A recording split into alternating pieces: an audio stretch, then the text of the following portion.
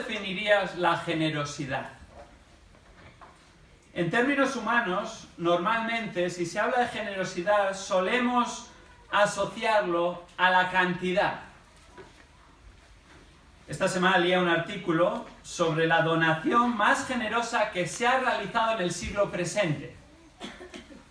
En agosto del año 2017 se donaron, agárrate a la silla, 4.600 millones de dólares. En una única donación, 4.600 millones de dólares. La mayor donación del siglo. Este gran benefactor era Bill Gates. Tal vez muchos hemos oído hablar de él. Un conocido magnate estadounidense que fue el que inició Microsoft y cuando empezó el Internet con el Explorer y otros programas realmente se jubiló porque tuvo tanto éxito que se volvió multimillonario. Y ahora se caracteriza por, junto a su fundación, realizar ayudas especialmente a la salud y a la educación. Esta donación fue la mayor hasta la fecha, pero no es inhabitual en su vida. De hecho, es considerado como uno de los mayores filántropos de todos los tiempos, habiendo donado durante su vida, hasta ese momento, 29.500 millones de dólares. En nuestro tiempo la mayoría asocia la generosidad con la cantidad. Probablemente todo el mundo diría, ¡wow! ¡Qué donación tan generosa! Se escriben artículos, se elogia cuando los ricos dan grandes cantidades de dinero. Y gracias a Dios por las grandes cantidades que algunos donan para el bien común de la sociedad. Pero ¿es esa la verdadera generosidad? ¿La verdadera generosidad según Dios? Abramos nuestra Biblia en el Evangelio de Marcos, donde vamos a ver en el capítulo 12, versículos 41 al 44, la verdadera generosidad. Marcos capítulo 12, versículos 41 al 44, donde Jesús, por medio de un ejemplo, va a enseñar a sus discípulos sobre la generosidad verdadera. Fijémonos, Marcos 12, 41, comienza diciendo así la palabra del Señor. Jesús se sentó frente al arca del tesoro y observaba cómo la multitud echaba dinero en el arca del tesoro. Y muchos ricos echaban grandes cantidades. Y llegó una viuda pobre y echó 2 pequeñas monedas de cobre, o sea, un cuadrante.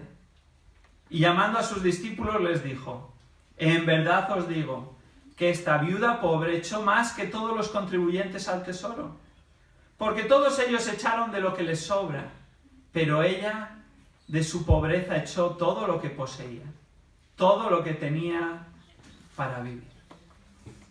En este pasaje que acabamos de leer, Jesús va a dar una lección a sus discípulos sobre la generosidad. Concretamente va a elogiar la ofrenda generosa,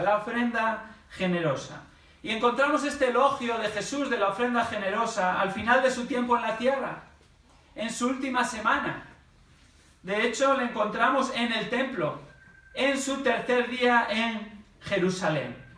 Jesús pasa su última semana sobre esta tierra en Jerusalén. Y los 3 primeros días visita el templo.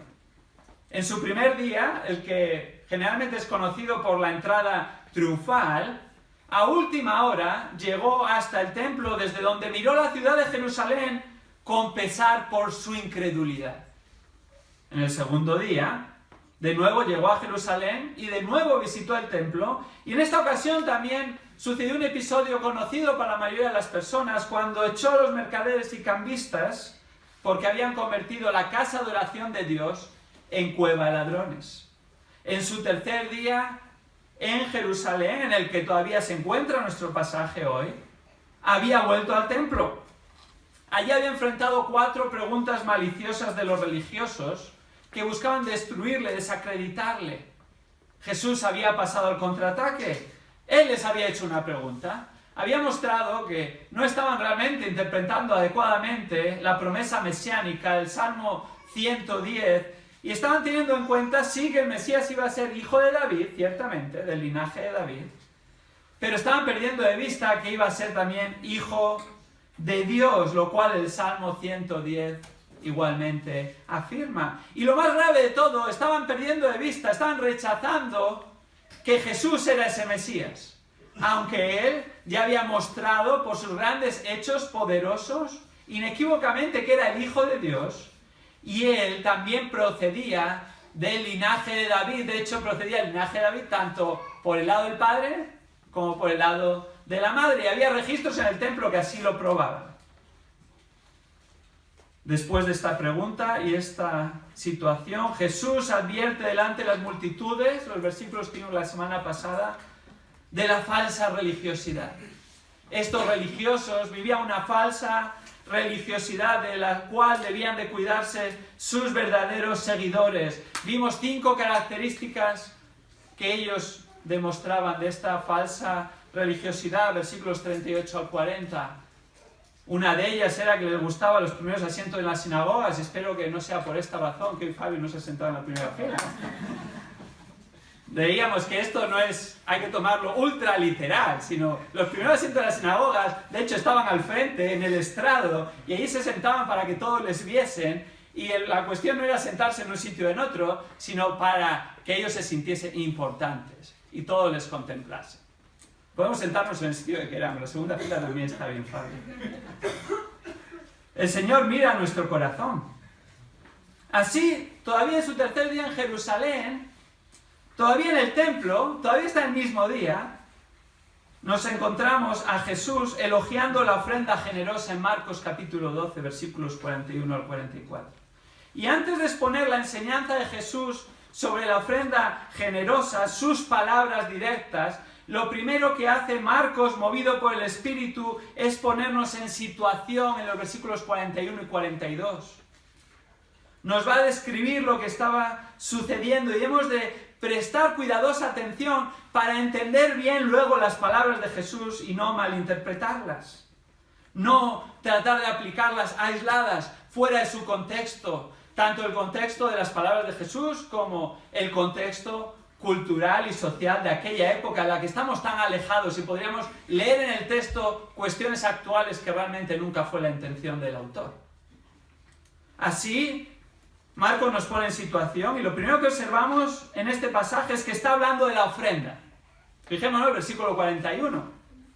Jesús se sentó frente al arca del tesoro y observaba cómo la multitud echaba dinero en el arca del tesoro.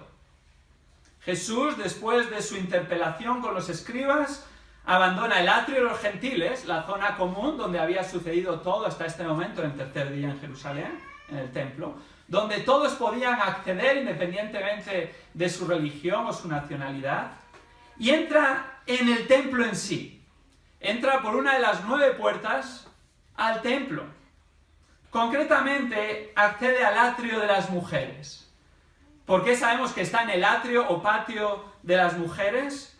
Porque era en el atrio de las mujeres donde se encontraba el arca del tesoro, para que tanto hombres como mujeres tuvieran acceso a ofrendar, ya que en aquel tiempo las mujeres no podían acceder al atrio de los hombres. Y en esa zona Jesús, en el atrio de las mujeres, se sentó frente, fijémonos en el pasaje, frente al arca del tesoro. Es muy interesante porque puede llamar a confusión el arca del tesoro. No está hablando de una película de Indiana Jones que está tratando de descubrir en medio de aventuras. No está hablando de un arca necesariamente de gran valor con piedras y rubíes. Ni necesariamente tendría que haber un gran tesoro dentro. En algunas ocasiones, cuando se usa en plural, sí que habla de la cámara donde se guardaban los tesoros del templo. Pero aquí está hablando en singular. Y cuando se utiliza en singular, el arca del tesoro está describiendo la zona donde se realizaban ofrendas religiosas y caritativas. De hecho, concretamente, ahí en esa zona de las ofrendas, había 13 recipientes, una especie de cofres o urnas que tenían forma de trompeta, y cada cofre o urna tenía una inscripción que detallaba el destino de la ofrenda.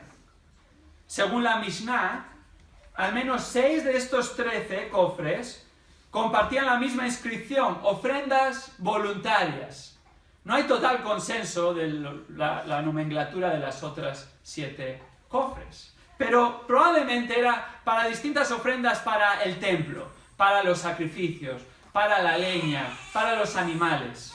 Eran ofrendas. Y Jesús está sentado frente a la zona de las ofrendas. Esto es lo que quiere decir arca del tesoro. ¿Y qué hace? ¿Qué estaba observando Jesús? Fijémonos, seguimos leyendo el pasaje. Cómo la multitud echaba dinero en el arca del tesoro. Esto reafirma aún más que era la zona de las ofrendas. De hecho, la manera en la que el verbo describe la acción nos da a entender que Jesús observó con detenimiento. Estuvo un rato ahí observando. Y así pudo observar tanto el acto como el modo. No solo ofrendó el acto, sino el modo de la ofrenda también. Fijémonos, ¿qué observaba Jesús? ¿Cómo? Esto nos está dando a entender el modo. ¿Qué observó? La multitud.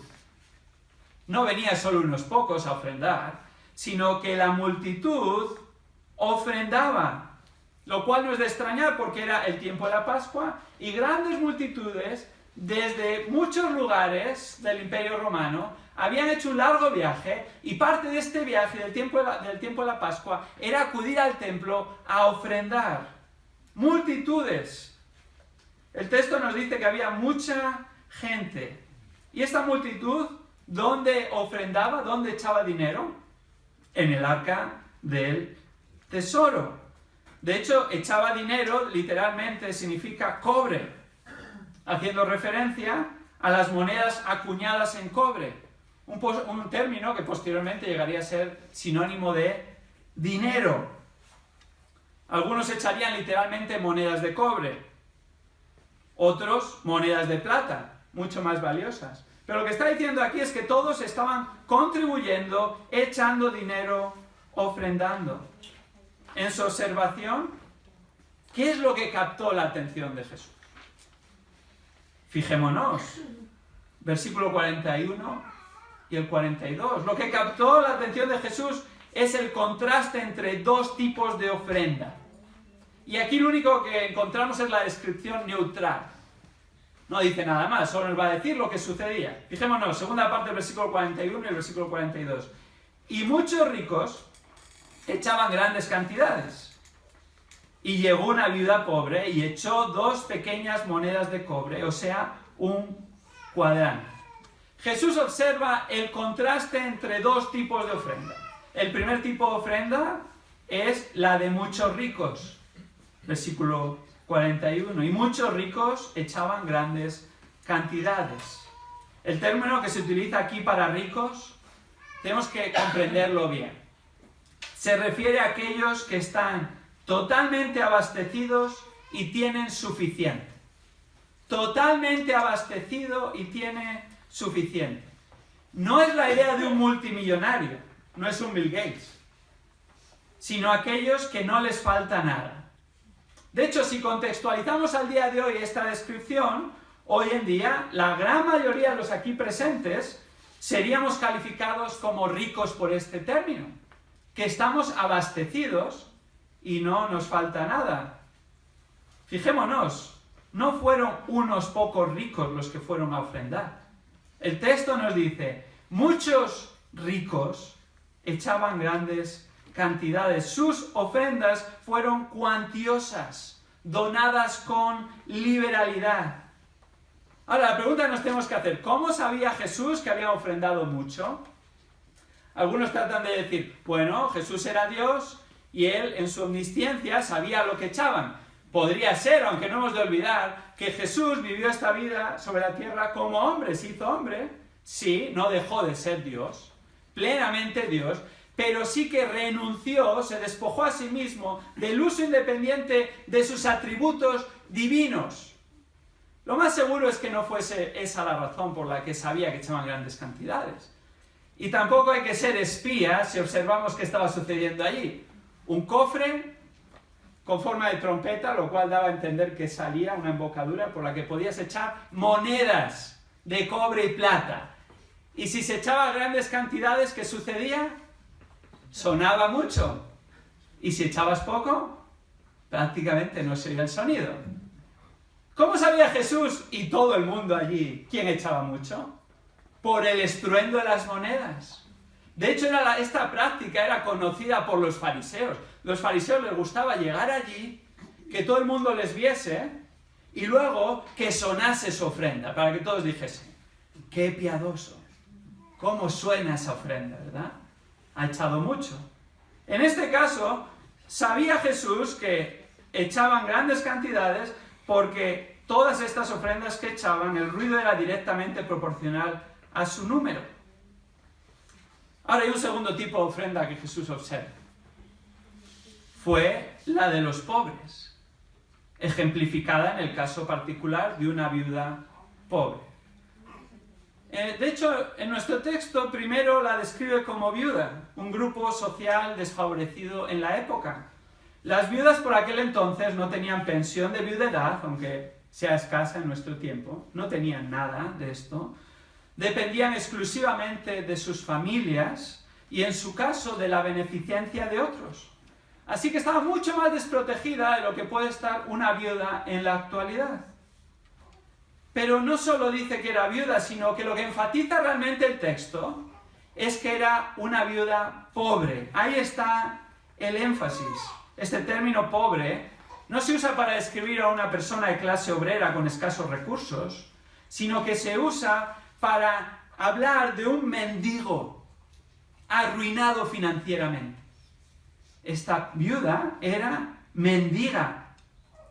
¿Cuánto echó esta viuda mendiga? El texto nos dice, 2 monedas de cobre, o sea, un cuadrante. ¿Cuánto ruido hizo esta ofrenda en el cofre?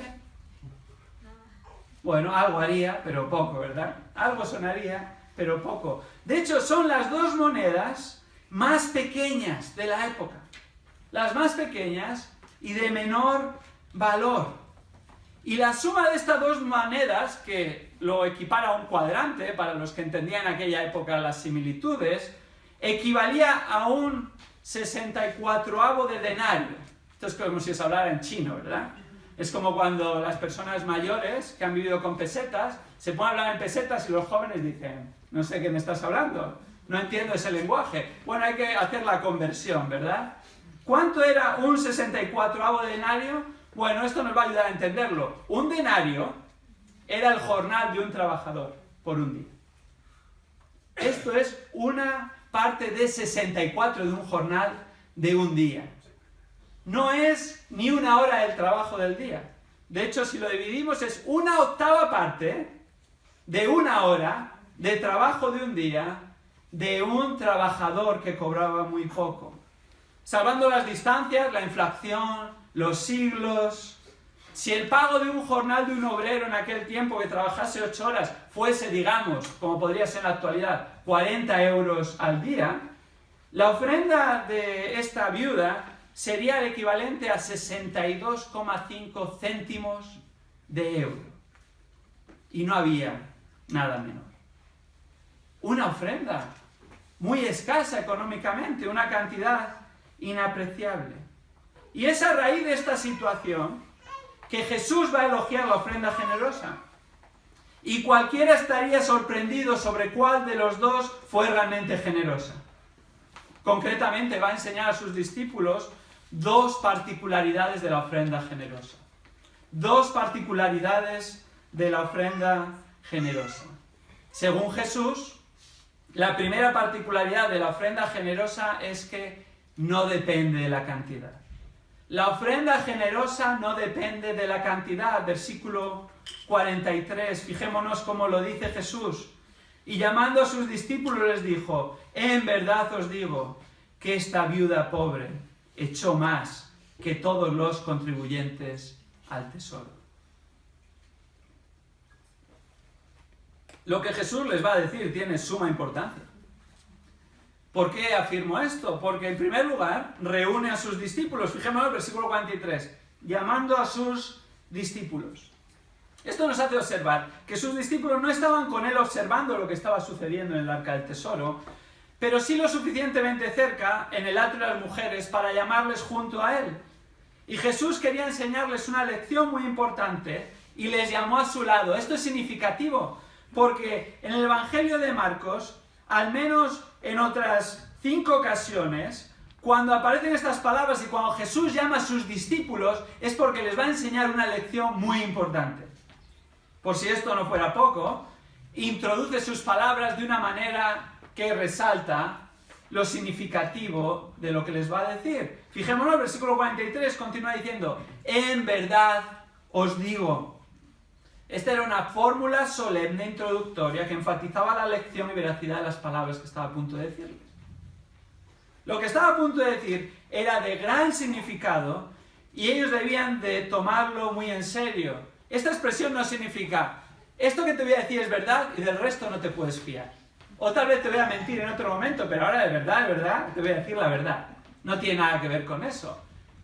De cierto os digo, o en verdad os digo, era una fórmula que resaltaba la importancia, no solo la veracidad, de sus palabras. ¿Qué les va a decir que tiene tanta importancia? La primera parte de sus palabras, tan significativa, la encontramos en el restante del versículo 43. Fijémonos. Esta viuda pobre echó más que todos los contribuyentes al tesoro. Jesús encomienda la generosidad de la viuda. Encomienda su generosidad, la resalta. Según la viuda estaba retirándose del atrio de las mujeres tras realizar su ofrenda, Jesús llama a sus discípulos y les llama la atención sobre esta viuda que ya había echado su ofrenda, y Jesús ya lo había observado, y estaba empezando a salir de este lugar. De hecho, Jesús no enfatiza su viudedad de nuevo, sino que resalta pobre en sus palabras. Pobreza extrema, la misma palabra que utilizó anteriormente. Y era tan pobre que resaltaba a primera vista. Era una mendiga. Y como tal vestía y vivía. Las palabras de Jesús son sorprendentes. Económicamente la viuda solo había echado un par de monedas. Las más pequeñas de la época, insignificante, podría ser 60 céntimos de euros actuales. Prácticamente, podríamos decir sin equivocarnos, que cualquier otro donante habría echado más cantidad que la viuda. Pero Jesús, sin embargo, acentúa que ella había echado no solo más que cualquier otra persona, sino que su expresión se podría entender que había echado más que todos los demás juntos, que todas las demás ofrendas juntas. Este es un recurso literario, es una hipérbole, es una exageración. Económicamente no había echado más, pero en la práctica, en la generosidad, es como si hubiese tenido muchísimo más valor y había tenido ante los ojos de Dios porque había sido una ofrenda generosa. La idea tan importante que Jesús le está enseñando a sus discípulos por medio del ejemplo de la vida pobre es que la ofrenda generosa no depende de la cantidad. La ofrenda generosa no depende de la cantidad. Como sabéis, en los últimos años hemos estado dependiendo del Señor. Siempre dependemos del Señor, pero tal vez ha sido más obvio como congregación nuestra dependencia para construir el edificio en el que estamos hoy reunidos. Dios ha provisto de varias maneras increíbles, de maneras inesperadas. Pero una de las principales ha sido por medio de ofrendas de los hermanos. Han sido ofrendas de diversos y varios lugares. Ofrendas de personas de esta congregación. Donativos de personas de otros lugares e iglesias de la geografía española. Hemos recibido ofrendas para la construcción de este edificio de otros países europeos. No solo de otros países europeos, sino aún más lejos del continente americano, tanto de Norteamérica como de Centroamérica. Y estas ofrendas han sido muy variadas en su cantidad. Ha habido ofrendas de cientos de miles de euros. Ha habido ofrendas de miles de euros, de cientos de euros, de unos euros e incluso de céntimos de euro. Ha habido ofrendas. ¿Cuál ha sido la más generosa de todas? Es una pregunta con trampa. No sabemos. ¿Por qué? Porque solo Dios sabe. Pero sabemos una cosa. La más generosa no ha dependido de la cantidad que se ha echado. Ese no es el baremo. La ofrenda generosa delante de Dios nunca depende de la cantidad. Ahora, hemos de evitar malos entendidos. Esto no quiere decir necesariamente que las ofrendas grandes no son generosas. Puede haber ofrendas grandes generosas, independientemente de su cantidad. Esto tampoco quiere decir que las ofrendas pequeñas siempre son generosas. Puede haber ofrendas pequeñas que solo son muestra de lo tacaños que somos. Y esa es en ocasiones tristemente la realidad. Y ofrendas grandes que son muy generosas. Por lo tanto, ¿de qué depende una ofrenda generosa? No depende de la cantidad. Entonces, ¿de qué depende?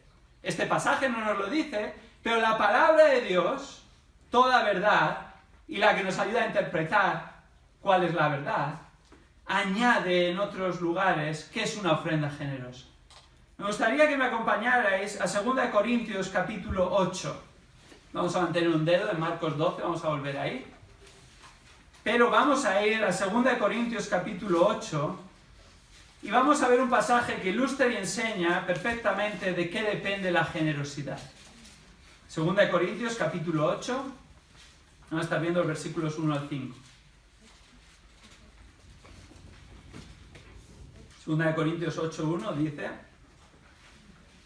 Ahora, hermanos, os damos a conocer la gracia de Dios que ha sido dada en las iglesias de Macedonia, pues en medio de una gran prueba de aflicción abundó su gozo, y su profunda pobreza sobreabundó en la riqueza de su liberalidad. Porque yo testifico que según sus posibilidades, y aún más allá de sus posibilidades, dieron de su propia voluntad, suplicándonos con muchos ruegos el privilegio de participar en el sostenimiento de los santos. Y esto no como lo habíamos esperado, sino que primeramente se dieron a sí mismos al Señor y luego a nosotros por la voluntad de Dios. Aquí observamos, por la ofrenda de los macedonios para los santos en Jerusalén, un ejemplo de una ofrenda generosa. Esto es lo que enfatiza los versículos 1 y 2 que acabamos de leer. Los macedonios eran pobres. De hecho, eran mendigos, lo mismo que la viuda pobre del templo, un ejemplo que se asemeja. Pero a pesar de su pobreza, el texto enfatiza en el versículo 2 que eran ricos en generosidad. Fijémonos, versículo 2 al final dice, riqueza de su liberalidad. Liberalidad se traduce como generosidad. Eran ricos en generosidad a pesar de su pobreza. ¿Por qué había sido generosa su ofrenda? Este pasaje nos da 3 razones. ¿Cuándo es una ofrenda generosa? Cuando sigue este ejemplo que encontramos en la palabra de Dios. En primer lugar, la ofrenda de los macedonios había sido generosa porque habían ofrendado voluntariamente, de propia voluntad, no por obligación. Fijémonos en el versículo 3. Dieron de su propia voluntad. Nadie les obligó. No es que como pasaban la bolsa por delante, decían, hoy voy a echar porque ha pasado por delante. ¿Qué van a pensar los demás que están alrededor? No, es voluntaria. Aun si no pasase una bolsa por delante, encontraría la manera de yo ir a la bolsa o ofrendar de otra forma, porque es voluntario. La ofrenda generosa es voluntaria. En segundo lugar, vemos en 2 Corintios capítulo 8 que era generosa porque consideraban ofrendar al Señor como un privilegio. Un privilegio. Fijémonos en el versículo 4. Suplicándonos con muchos ruegos el privilegio de participar en el sostenimiento de los santos. Ellos lo consideraban no solo como algo voluntario, ciertamente, sino que además lo veían como un privilegio, no como una carga, algo de lo cual no eran merecedores de participar. En tercer lugar, ¿por qué era su ofrenda generosa? ¿Por qué fue generosa? Porque consideraban la ofrenda como un acto de adoración a Dios. Un acto de adoración a Dios. Versículo 5, fijémonos. Se dieron primeramente a sí mismos al Señor. Esta ofrenda fue fruto de su entrega completa al Señor. Cuando una persona está realmente entregada al Señor, sigue a Cristo, ama a Cristo, es lo principal en su vida, la ofrenda va a ser parte de esta adoración integral. no va a ser distinto a su relación con Cristo. Ahora fijémonos, aun cuando estas tres razones nos hablan de la causa de una ofrenda generosa, que tiene que ser voluntaria, que hemos de considerarlo un privilegio, que ser fruto de nuestra adoración a Dios, ni aun cuando hacemos esto, el mérito es nuestro. Porque el versículo 1 dice, fijémonos, 2 Corintios 8:1, la gracia de Dios que ha sido dada en las iglesias de Macedonia.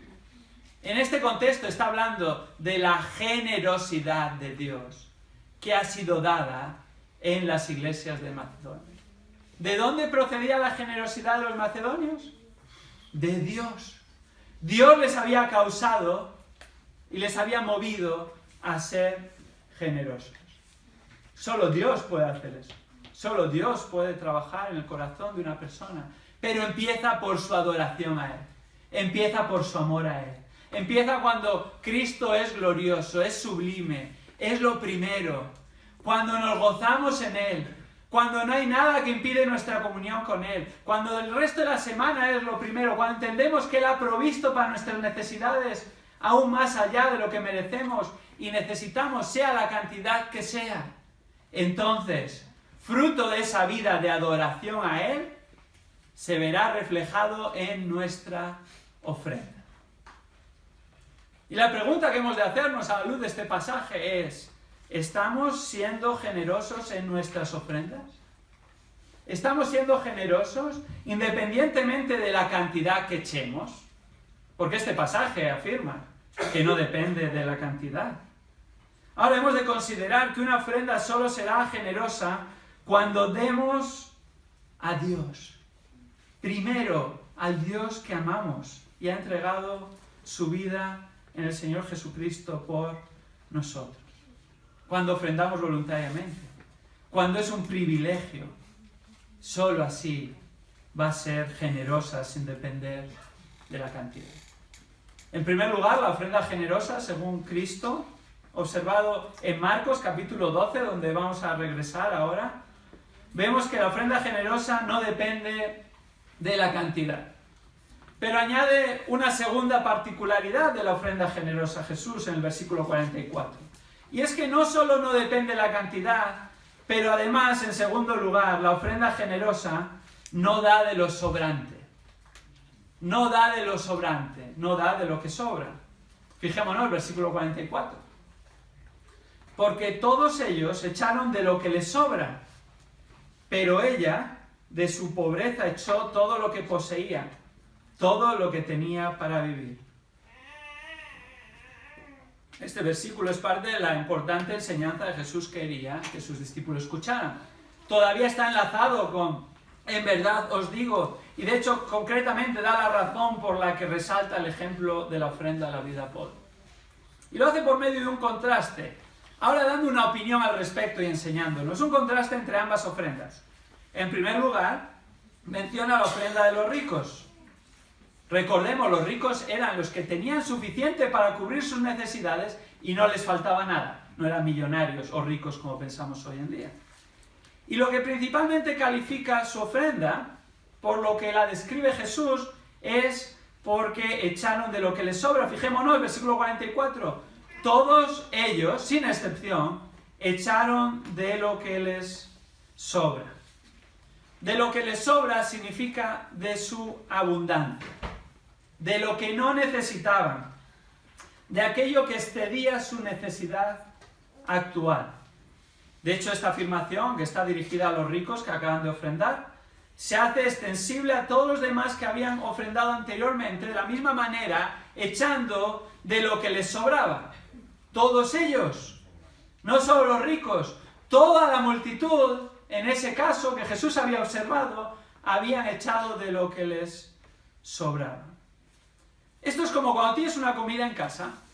Imagínate, invitas a alguien a comer y primero te sirves tú, sirves a los de tu casa, comes, acabas de comer y cuando ya te has saciado, ya no necesitas más, vas y les dices a tus invitados, ¿quieres? Si es que has dejado algo. ¿Qué les estás ofrendando? ¿Qué les estás ofreciendo? De lo que te sobra. No sería muy generoso ni muy educado hacer eso, ¿verdad? ¿Qué dirían de nosotros? De hecho, recuerdo en muchas ocasiones, y recordaba esta semana, cómo Manuel me ha contado, y creo que a vosotros en varias ocasiones os ha contado esta anécdota, de la historia de los misioneros británicos que llegaron a la provincia de León a finales del siglo XIX, y cómo les enviaban desde Inglaterra las bolsitas de té usadas. Después de usarlas, las enviaban. Bueno, probablemente lo hacían con la mejor intención, ¿verdad?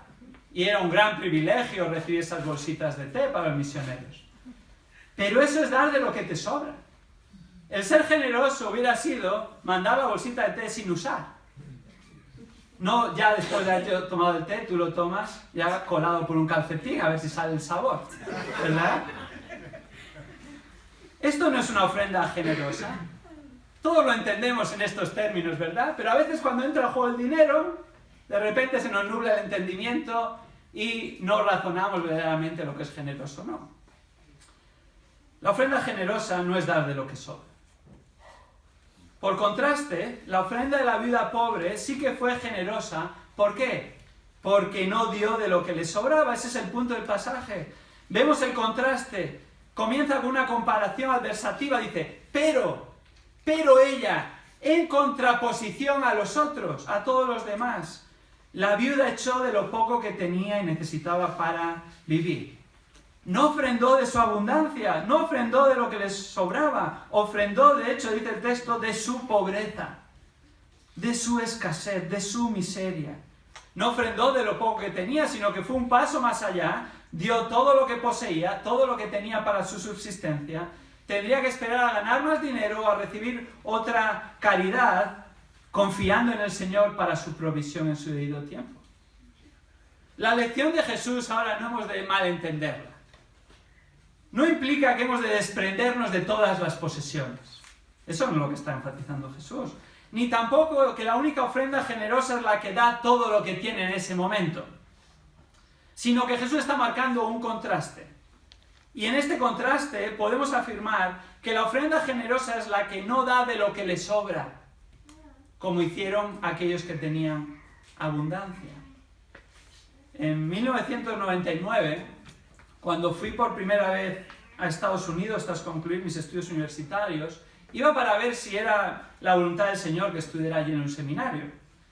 Y no tenía todo el dinero que necesitaba, tampoco sabía el inglés que necesitaba, pero si era la voluntad del Señor, Él proveería de lo necesario. Así que yo traté de hacer todo lo que estuvo en mi mano. Había ahorrado todo lo posible de la paga que recibía desde que sabía que quería ir a estudiar allí. No solo eso, sino que había trabajado varios meses compaginándolo con estudios de la universidad, teniendo que madrugar por las mañanas y ahorrando todos esos escasos sueldos para poder ir a Estados Unidos a estudiar al seminario. Pero no era suficiente. Cuando llegué allí, estaba dispuesto y tuve que trabajar todo lo que permitiese la ley como estudiante extranjero, máximo media jornada, así lo hice. Pero no era suficiente. No tenía todo lo que necesitaba, ni siquiera para vivir debajo de una tienda de campaña y comiendo los restos de la comida de otros. Así que varios hermanos, durante esos años, me ayudaron generosamente. Unos con grandes cantidades, otros no tanto, al menos en cantidad. Pero recuerdo, al menos este caso lo conozco de primera mano, y puedo decir que fue una ofrenda generosa, cuando mis padres, que no tenían mucho dinero, sino tenían lo justo para vivir al día, ellos, de acuerdo a sus posibilidades escasas, se quitaron de cuestiones básicas para que yo pudiese continuar mis estudios en el seminario. No me dieron de lo que les sobraba, sino que se quitaron de lo poco que tenía. La ofrenda generosa nunca da de lo que sobra, sino que renuncia voluntariamente a una parte que necesita y podría utilizar para otras necesidades en su vida. ¿Quiere decir esto que nunca podemos comprarnos nada? ¿Nunca podemos utilizar el dinero que el Señor provee? No. Pero hemos de realmente pensar y evaluar y preguntarnos, ¿estoy usando todo para mis necesidades? Y aún mis necesidades cada vez engordan más y nunca tengo suficiente, nunca estoy saciado y en esta sociedad también soy movido a tener otra nueva necesidad, y eso me está previniendo de ser generoso con el Señor. ¿Cómo podemos saber que no estamos dando al Señor de lo que nos sobra? Hay algunos principios bíblicos sobre la ofrenda que hemos de tener en cuenta a la hora de evaluar la generosidad de nuestras ofrendas. Hay algunas preguntas que nos pueden ayudar a evaluar nuestras ofrendas. La primera que nos podemos hacer es: ¿estoy ofrendando de acuerdo a cómo me ha prosperado el Señor? ¿Estoy ofrendando de acuerdo a cómo me ha prosperado el Señor? Primera de Corintios, capítulo 16, versículo 2, afirma que el primer día de la semana cada uno de vosotros aparte y guarde según haya prosperado. Y este versículo está en el contexto de la ofrenda. La misma ofrenda que los macedonios ofrendaron, participaron de ella, para los santos en Jerusalén. Y Pablo aquí, movido por el Espíritu, les está enseñando cada primer día de la semana cada uno de vosotros aparte. Esto, si lo tuviéramos que pasar a la época actual, sería cada primer día de mes, o cada último día de mes, el día que cobras. A veces varían los días del pago, ¿verdad? ¿Qué les está diciendo? Cuando tienes todo lo que el Señor ha provisto, entonces aparta y guarda directamente proporcional a cómo ha sido la provisión del Señor.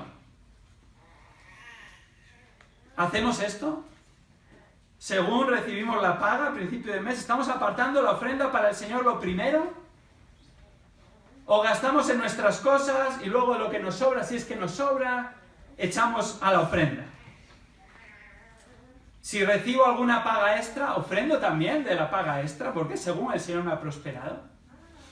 Si recibo tal vez una subida de sueldo o un ingreso inesperado, ofrendo al Señor también proporcionalmente según Él me ha prosperado, o sigo ofrendando como si no me hubieran subido el sueldo, como si no me hubiera provisto más en esa ocasión especial.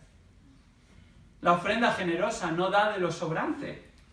En primer lugar, ofrenda conforme a lo que le ha prosperado el Señor en cada época de su vida, y esto varía. No depende de la cantidad. A veces el Señor pues nos hace vivir en escasez y en ocasiones en abundancia. Ha de ser proporcional a lo que el Señor ha provisto. Ahora, la segunda pregunta que podemos hacernos para ver si estamos ofrendando generosamente y no de lo que nos sobra es: ¿estoy ofrendando sacrificadamente? ¿Estoy ofrendando sacrificadamente? Este principio lo observamos en el ejemplo de la viuda pobre. ¿Fue la ofrenda de la viuda pobre sacrificada? Vaya si lo fue. No podía sacrificarse más. Pero vemos este mismo principio en el ejemplo de los macedonios en 2 Corintios 8:3. Afirma que ofrendaron según sus posibilidades y aún más allá de sus posibilidades. Según sus posibilidades está hablando de que pusieron en práctica el principio de 1 Corintios 16:2, ofrendaron de acuerdo a cómo el Señor les había prosperado. Pero cuando añade aún más allá de sus posibilidades, está enfatizando que además ofrendaron sacrificadamente. A pesar de ser pobres, fueron más allá de sus posibilidades. ¿Cómo se aplica esto a nosotros? Podemos hacernos algunas preguntas. A la hora de ofrendar, ¿me estoy sacrificando de alguna manera? No hay una única manera de sacrificarse. Ni el ejemplo de la viuda pobre es el parámetro a seguir, que tienes que dar todas tus posesiones. Pero sí hemos de preguntarnos, ¿me sacrifico de alguna manera? ¿Renuncio a algún privilegio? ¿Renuncio a alguna compra? ¿Algún capricho? Ya no estamos hablando de necesidades. ¿Algún capricho? ¿O incluso algo que necesito para ofrendar? ¿O por el contrario, ofrendo después de que tengo todo, de que suplo todas mis necesidades, de que he comprado todo lo que quiero y ya de lo que me sobra, ofrendo al Señor? Como entendió y afirmó el rey David cuando iba a hacer un sacrificio a él. Y quería un súbdito regalarle el lugar al rey. Y el rey David entendió y dijo en el segundo libro de Samuel 24:24, no ofreceré al Señor mi Dios ofrenda que no me cueste nada. La ofrenda generosa no da de lo sobrante, sino que se desprende para el Señor conforme a cómo Él nos ha prosperado y de manera sacrificada. En nuestro tiempo, como en la mayoría de la historia de la humanidad, se asocia la generosidad con la cantidad. Somos deslumbrados cuando oímos que grandes cantidades de dinero han sido donadas para algún fin, y probablemente la primera impresión es decir, ¡qué generoso! Y tal vez es el caso. Pero no hemos de dejarnos deslumbrar por los ceros de un donativo. ¿Es una ofrenda de 1.000 euros más generosa que una de 100? ¿Es un donativo de 50 más espléndido que uno de 5? Depende. Depende, precisamente, no de la cantidad, sino que depende si la ofrenda ha sido no de lo que nos sobra. Sacrificando y quitando a Dios, en lugar de sacrificarnos y quitarnos a nosotros. Ahora, solo es posible, y esta es la parte que has de recordar de este mensaje por encima de todo, solo es posible ofrendar generosamente cuando amas y sigues a Dios por medio de Cristo como tu Señor y Salvador. No hay otra manera. De hecho, si no estás en Cristo, olvídate la ofrenda. No tienes que ofrendar. Lo que necesitas es considerar tu situación espiritual delante de Él, reconocer que eres un pecador que has traído afrenta delante de Dios y que pecas contra Él, que lo ofendes a Él y que eso sea lo que te pese. No te vayas de aquí teniendo remordimiento y diciendo, bueno, tengo que tal vez dar a una ONG, o tengo que dar más, o tal vez tengo que echar más a la ofrenda. Eso no es lo que necesitas. Lo que necesitas es irte con el peso de tu pecado, mostrándote que necesitas arrepentirte y necesitas a Cristo, el Salvador de los hombres. Porque Dios no necesita nuestro dinero. Para nada. Él puede hacer lo que quiera. Aun con la ofrenda más insignificante.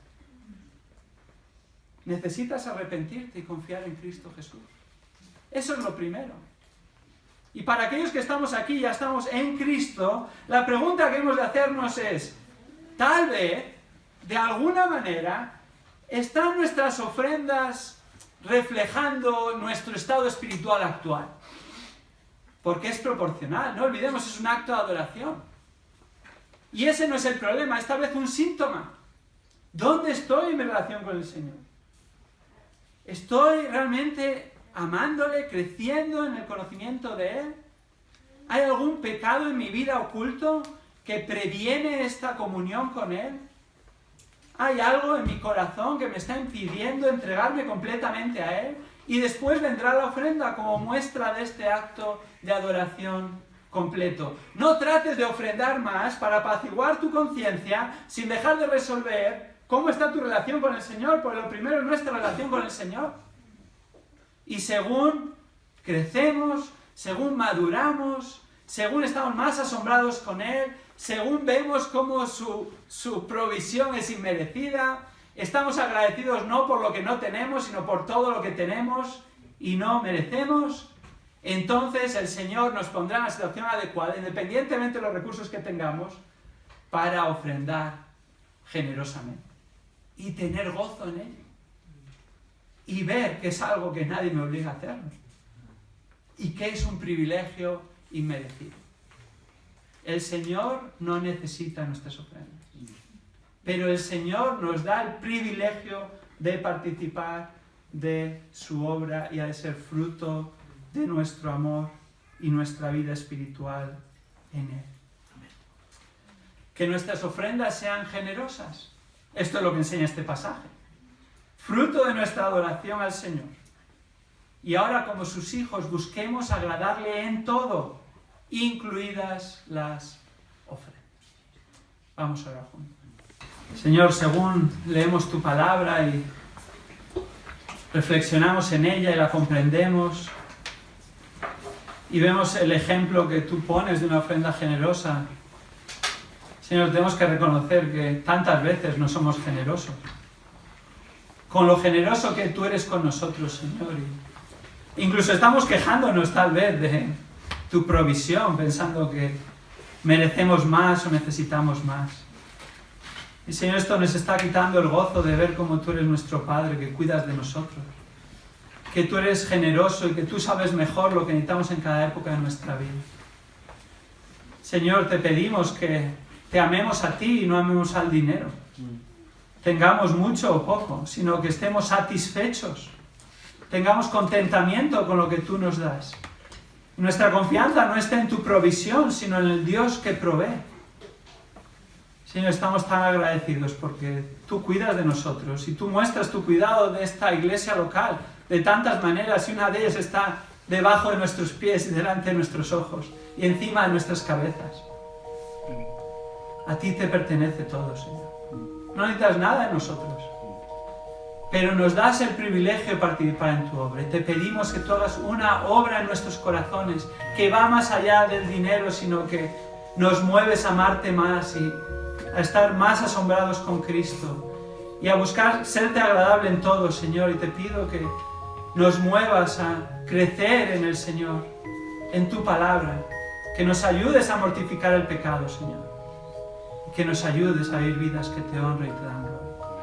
Y fruto de esto, Señor, tú produzcas en nosotros un corazón voluntario que ve el privilegio como acto de nuestra adoración de ofrendar, independientemente de la cantidad, pero que no sea de lo que nos sobres. Que tú hagas una gran obra con estas ofrendas para extender tu palabra, para extender tu evangelio, para exaltar a Cristo, y que ayudes para que esta congregación cumpla la gran comisión y no nos quedemos satisfechos en un lugar con este edificio, sino que tú nos muevas a predicar a Cristo y nos muevas a establecer iglesias en otros lugares y a proveer y a ofrendar para ello y a mandar, Señor, obreros a otros lugares y misioneros para que tu obra se extienda hasta que tú vengas, Señor, tú nos llevas a tu casa. Trabaja en nuestros corazones, Señor, para tu obra. Esto oramos en nombre de Jesús.